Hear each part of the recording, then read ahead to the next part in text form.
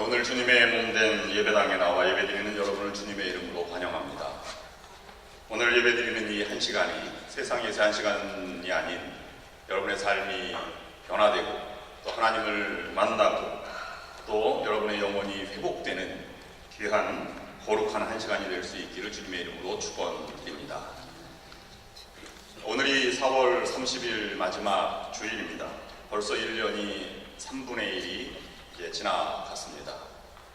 살같이 빠른 세월을 아끼며 살아가시는 여러분들이 될 수 있기를 바랍니다.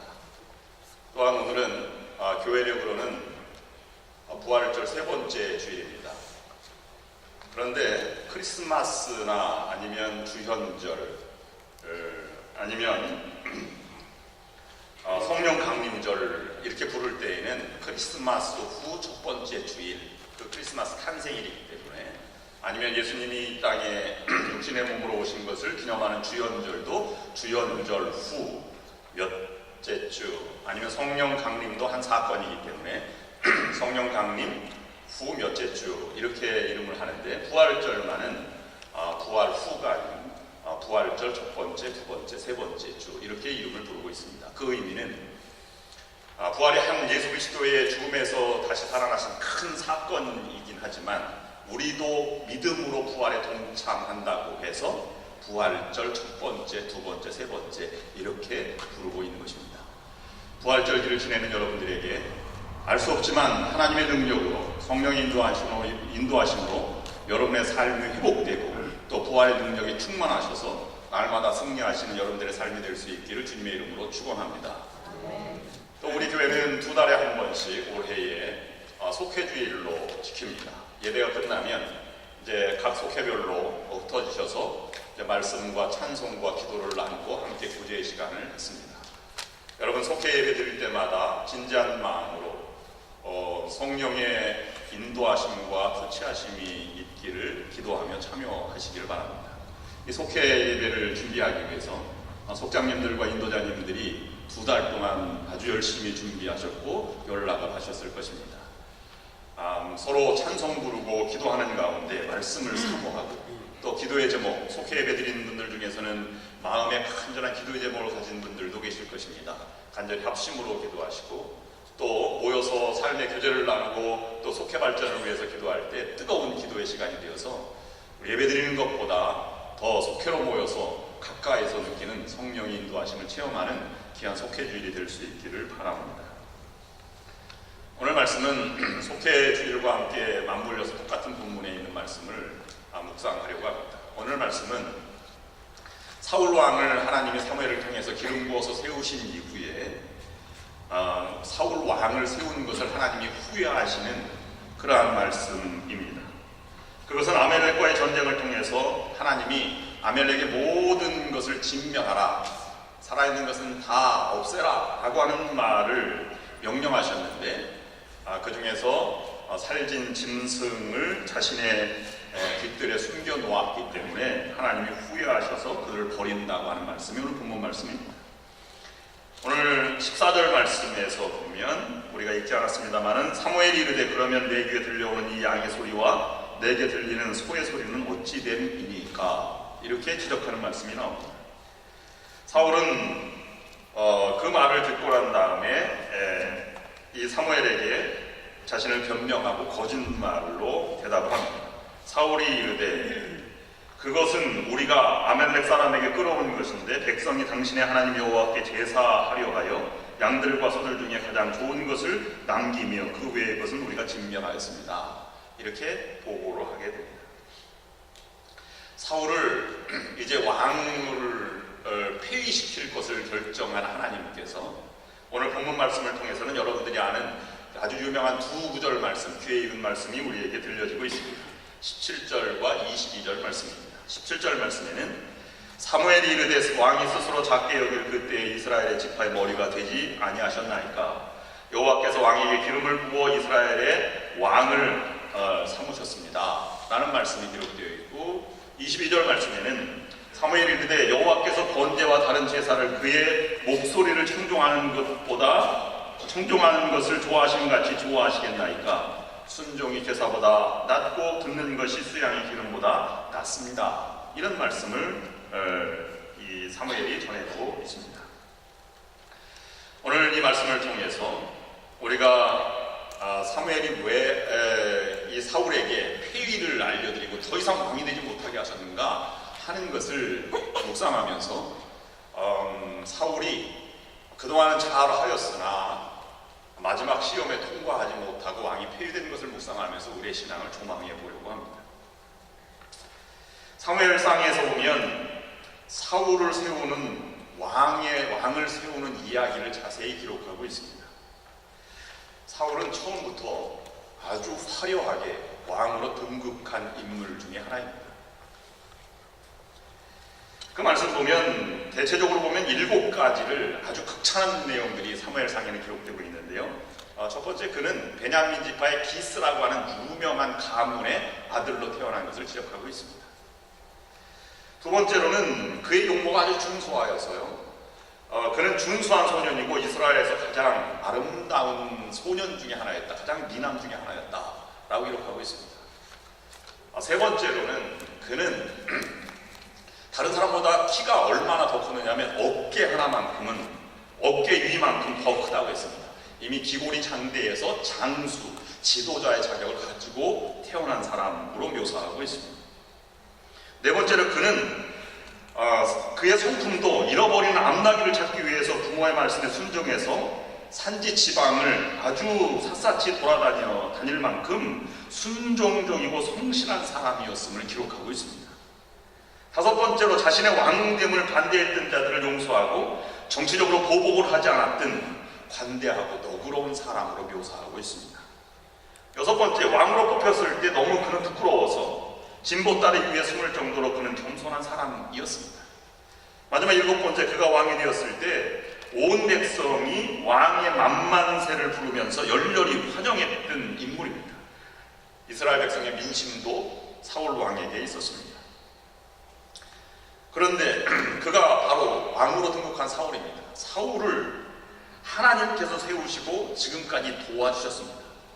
오늘 본문이 포함된 사무엘상 15장 말씀 이전에 14장 마지막 47절부터 52절까지는 사울의 모든 일대기를 정리하면서 사울의 업적을 기록한 말씀이 나오는데 거기에는 세 가지 사울의 위대한 업적을 언급하고 있습니다. 첫 번째로는 전쟁에 나갈 때마다 하나님께서 도우셔서 승리하게 하셨다는 것입니다.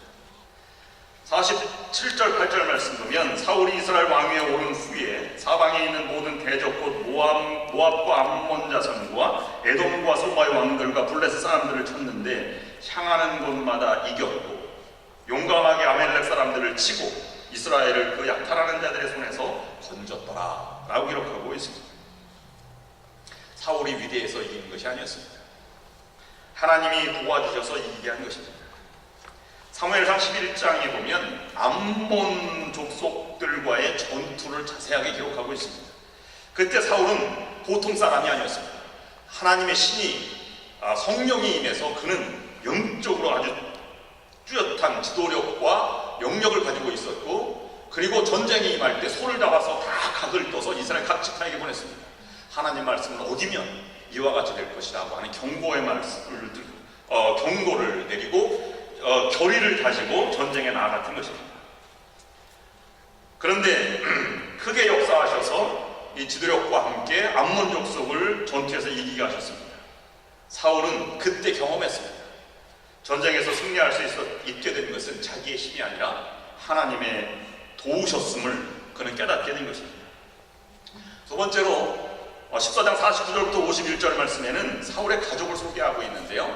사울의 가족을 소개할 때 여기에는 아버지 기스, 훌륭한 아버지 밑에 전통적 가문을 이어갈 사람으로 2남 2녀를 기록하고 있는데 본래는 사울은 6남 2녀를 두었습니다. 그만큼 훌륭한 자녀들을 두었는데 그 자녀 중에는 다윗의 동기였던 요나단이 있었고 다윗의 아내였던 미갈이 그의 딸로 기록되고 있습니다. 정말로 아름다운 가정, 행복한 가정, 복된 가정을 이루게 하셨습니다. 세 번째로는 14장 52절 말씀에 사람들을 보내주셨습니다. 용사들이 사울에게 모여들었습니다. 사울이 사는 날 동안 블레셋 사람과 큰 싸움이 있었으므로 사울이 힘센 사람이나 용감한 사람을 보면 그들을 불러 모았더라. 사울도 불러 모았고 용사들도 사울 왕 쪽으로 다 모여들었습니다. 훌륭한 가문에, 훌륭한 인품에, 훌륭한 가정에 하나님의 신이 감동되어서 영적인 능력도 갖추게 된 것입니다. 성군의 조건이 갖추었습니다. 그런데 오늘 본문 말씀은 아말렉을 점령하라, 진멸하라고 말씀하시면서 마지막 시험을 그에게 내리신 것입니다. 사울이 진정으로 하나님을 의지하며 백성들을 다스릴 수 있는지를 테스트했다고 볼 수 있습니다. 하나님의 은혜를 경험한 사울이었기 때문입니다. 그런데 이번 전쟁은 처음부터 좀 불길했습니다. 그래도 하나님을 믿고 나아가야 하고 하나님의 방법이 먼저 떠올라야 하고 하나님의 신과 성령을 의지해서 나가야 함에도 불구하고 사람의 방법을 먼저 생각하게 되었습니다. 영역이 흐려지게 된 것이죠. 4절 말씀에 보면 사울이 일단의 군대를 세워보았습니다. 성경에서 군대를 세워보는 것은 아주 하나님이 허락한 일 외에는 이 군대를 계수하는, 이 다윗도 군대를 계수하였기 때문에 하나님의 징계를 받게 됩니다. 그런데 사울이 군대를 세워보니까 꽤 많았습니다. 보병만 20만 명이 되었고 유다인들 정예 군대만 10,000명이 되는 것을 보아하고 마음이 놓였습니다. 하나님을 믿는 믿음에서 마음이 평안이 있는 것이 아니라 군대의 많음 때문에 느꼈던 것입니다. 우리도 이와 같은 믿음일 수 있습니다. 하나님만 전적으로 의지하면 승리가 임하는 것인데 하나님만 의지하고 신뢰해야 하는데 하나님을 전적으로 의지한다고 하면서 기도하러 나왔을 때 나의 질이 보이고 내 물질적인 능력이 보인다면 우리는 사울과 같은 그러한 믿음의 상태에 있는 것입니다. 사울에게 기왕이면 군대가 많은 것은 좋은 것입니다. 그것이 크게 잘못된 것이 아닙니다. 그 자체의 잘못은 아닙니다. 그러나 그것이 사울의 믿음의 여정에 장애가 되고 있었던 것입니다. 나의 군사력이 아니라 부유함이 아니라 하나님의 능력이 나의 승리를 가져오게 한다고 하는 것을 잊어버리게 된 것입니다. 결국은 그것이 12절 말씀에 가면 길갈로 내려가기 전에 사울이 자기를 위하여 기념비를 세웠다라고 기록하고 있습니다. 사무엘은 밤새도록 사울이 돌아오기를 울부짖었습니다. 아마 사무엘은 자기 가족과 자녀들을 위해서 울부짖는 것이 그렇게 울부짖었지 않았을 것입니다. 자기가 가지고 있던 사사의 통치권을 사울에게 넘겨주었고 전쟁에 지금까지 승리하게 하셨습니다. 그러나 사울은 자기도 모르는 사이에 믿음의 상태가 변절되고 만 것입니다.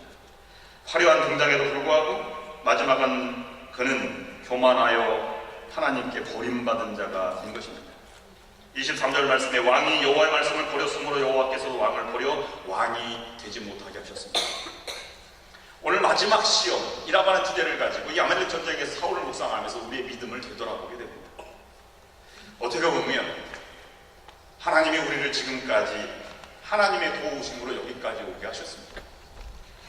하나님이 신이 불러주셨고 어렵고 낯설고 힘든 이 이민자의 땅에서 지금까지 일가를 이루고 자녀들을 키우고 자녀들이 장성하여서 자립할 수 있도록 지금까지 오게 되었습니다. 모든 것이 하나님의 은혜입니다. 아마 아직도 이민인의 정착을 위해서 경제적으로 어렵고 힘들게 살아가시는 분들에게는 하나님이 하나님을 의지하면 도와주실 것입니다. 지금까지 우리를 도와주셨던 그 하나님이 하나님을 붙들고 하나님을 찾는 이들에게 하나님이 결코 외면하지 않으시는 분이십니다. 여러분, 그런 분이 계시다면 하나님을 붙드십시오. 하나님을 전적으로 의지하고 나아가십시오. 그러면 하나님이 주시는 승리가 바로 여러분이 될 것입니다. 그런 여러분 어려움에 처해 있는 분들에게는 하나님의 도우심이 함께 하시기를 기도합니다. 지금까지 하나님의 도우심으로 지금까지 오게 되었습니다. 그리고 하나님의 도우심으로 가정을 이루고 자녀들을 낳고 학교에 보내고 자립할 수 있게 하셨습니다. 그리고 이렇게 좋은 곳에서 동료들을 만나고 한인사회에서 서로 의지할 만한 사람들을 만나고 살아가게 되었습니다. 얼마나 하나님의 큰 은혜입니까? 그런데 우리에게 하나님은 마지막 시험을 남겨두고 계십니다. 기독교인들은 원래 주여 어서 오시옵소서 정말로 언제 우리가 끝날지 모르는, 하나님의 불을 받을지 모르는 마지막을 살아가는 존재들입니다. 이 하나님의 마지막 시험대 앞에 우리는 늘 서 있는 것입니다. 사는 날 동안 이 마지막 시험을 늘 접하게 되어 있습니다. 그것을 통과하는 우리들이 되어야 할 것입니다. 세 가지 마지막 시험입니다. 첫 번째로는 정직함입니다. 사울이 잘못한 것은 거짓말을 한 것입니다. 자기가 변명한 것입니다. 자기가 살찐 짐승을 취해놓고 백성들이 제사하려고 이 물건을, 이 짐승을 가져왔습니다 라고 변명을 했습니다. 서구사회에서 거짓말은 치명적인 잘못을 처리합니다. 지금까지 쌓아둔 모든 신뢰가 무너지게 되어버리는 것이죠. 어떠한 형편과 어려움과 고난에 처하더라도 여러분 절대로 정직을 잃어버리지 마시기 바랍니다. 신앙인들의 가장 큰 힘은 정직함에 있는 것입니다. 지난 주간에 한국에서 목사님과 목사님 아들 목사, 이 목사님 부자가 이제 우리 교회를 방문해서 이틀 동안 제가 모시고 대화도 하고 이렇게 한 적이 있었습니다.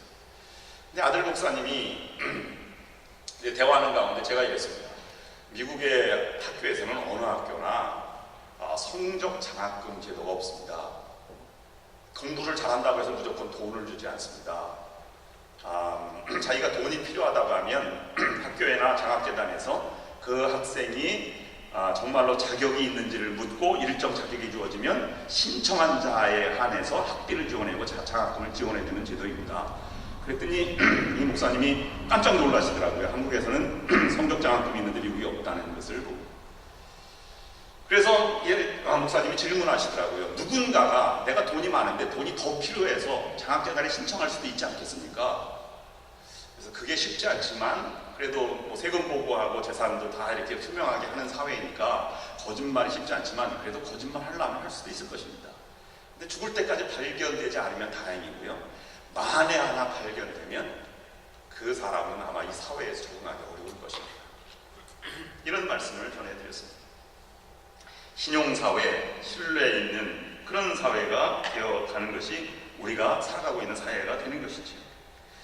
하나님은 이것을 마지막 시험으로 우리에게 언제나 시험하고 계십니다. 두 번째는 겸손함의 시험입니다. 겸손함을 잃어버려 왕위를 잃게 되었습니다. 내가 교만하려고 한 것이 아니었을 것입니다.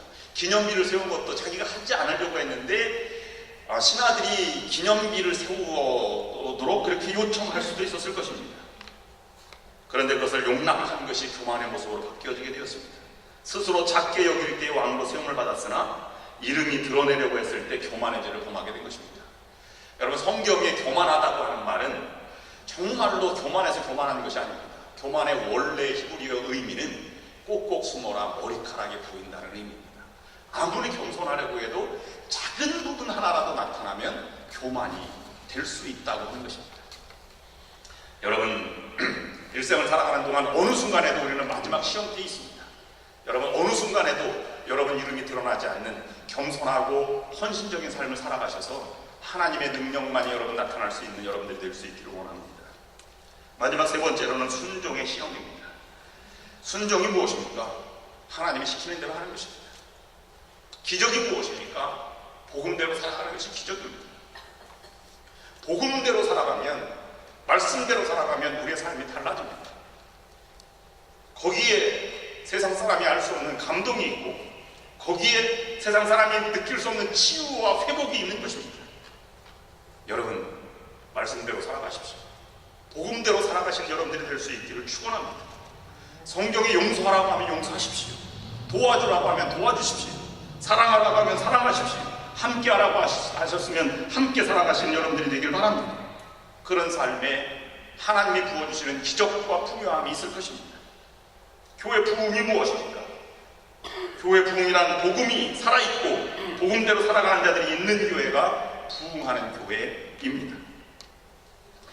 사울은 하나님의 명령을 자의적으로 해석하였습니다. 제사를 드리려고 하나님의 명령을 어겼다면 하나님의 명령을 어긴 죄가 제사를 드리는 것보다 더 크다는 것을 그는 몰랐을까요? 작은 욕심이 큰 화를 부게 된 것입니다. 하나님의 말씀, 하나님의 복음의 말씀이 어떻게 이것이 어떤 게 하나님의 말씀인지 알 수 있습니까? 성경을 읽으십시오. 하나님의 말씀을 읽으면 하나님이 나에게 요청하는 말씀이 무엇인지 알 수 있습니다. 존 웨슬리 목사님은 그것을 하나님의 형상의 그림자라도 남아있는 양심을 통해서 하나님을 알 수 있다고 말씀하셨습니다. 하나님의 말씀이 무엇인지 모른다 변명하지 마십시오. 복음대로 살아가시기 바랍니다. 그 삶에 기적이 있고 감동과 체험이 있는 것입니다. 오늘 여러분들이 이 마지막 세 가지 시험에 날마다 승리하심으로 여러분 삶의 풍요와 기적과 또 하나님의 영광과 능력이 나타나는 여러분이 될 수 있기를 주님의 이름으로 축원합니다. 기도하시겠습니다.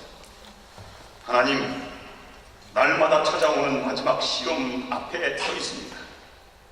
정직함과 겸손함과 하나님의 말씀대로 살아가는 순종의 삶을 살아가는 믿음의 성도들이 되게 하여 주시옵소서. 그런 가정에 기적을 베풀어 주시고 그런 교회의 부흥과 복음의 역사가 나타날 수 있도록 인도하여 주시옵소서. 예수 그리스도의 이름으로 간절히 기도드립니다. 아멘.